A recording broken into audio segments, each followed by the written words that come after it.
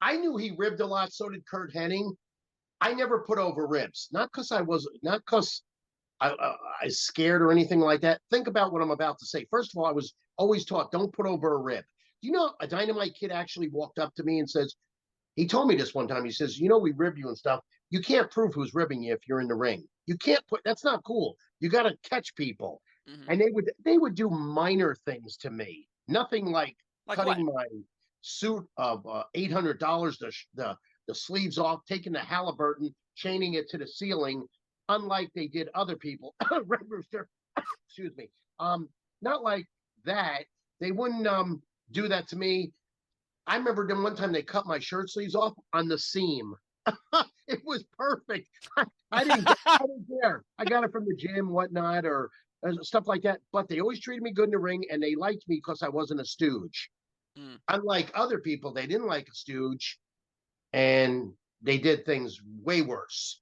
So what is a rib that happened to you that you could share that won't get other people in trouble? I've never. First of all, I don't rib people, and if I do, it's To a you, verbal. not you doing it to someone else. What's that? Who gave, you're talking about people giving you ribs and you weren't, saying like, oh, it's not bothering me. Really prove it. It was probably Dynamite and Davy Boy. Who knows? It could have been some of the clique. I don't know. I really don't care. Um, I'm there for business. And here, think about this. Let's just say I decide, unless it's right in front of me and I got to defend myself. But if you're just here saying and you can't prove it, in my position, pecking order, oh, they'd fire me. And there's my dream. And then you could really laugh about me months later in the locker room. Would you believe he put over that rib and he got fired for that? Right. Right. See, now it's a joke, see? But if you don't do it, oh, you're not a tough guy. It has nothing to do with that.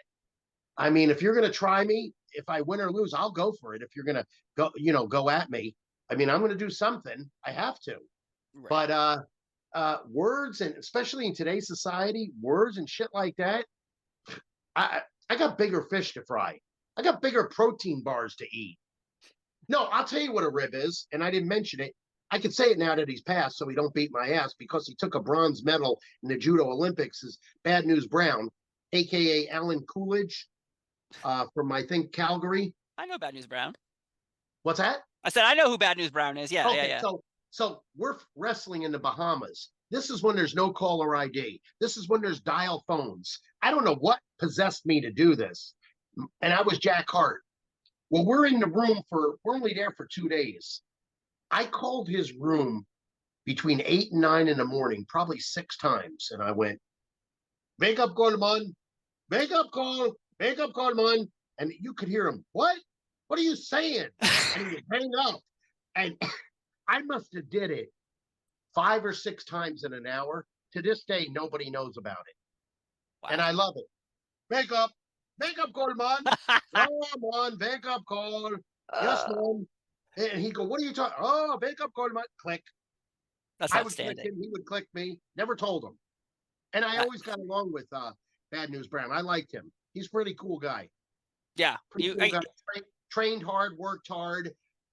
He didn't like ribs, and yeah, Dynamite and Davy Boy didn't mess with him. No, when I interviewed the Mountie, we got into the discussion of the whole fabulous Rougeaus and the Bulldogs and that backstage brawl that happened. I was there. You were in the room? I was 50 feet away, Fort Wayne, Indiana TV. So obviously you see the pulling out and everyone fighting each other then. Basically, I'm walking towards catering. Pat Patterson's here. Let me see. Wait a minute. Pat Patterson's here. Dynamite's here. Davy Boy. All of a sudden, I see the punch. And I didn't see no nickels, dimes, quarters, by the way. I saw a punch. And all I see is Dynamite backing up with his teeth missing and bleeding like crazy. It got broke up. Pat was screaming. he was scared and nervous, and then I don't know this for a fact. I don't know this. This is allegedly in hearsay that I think Raymond almost interfered and Bad News said, don't move. And I think I could be wrong, but I think if Raymond did move, I don't think that would be pretty. Wow. Yeah, because Bad News is younger than in his prime.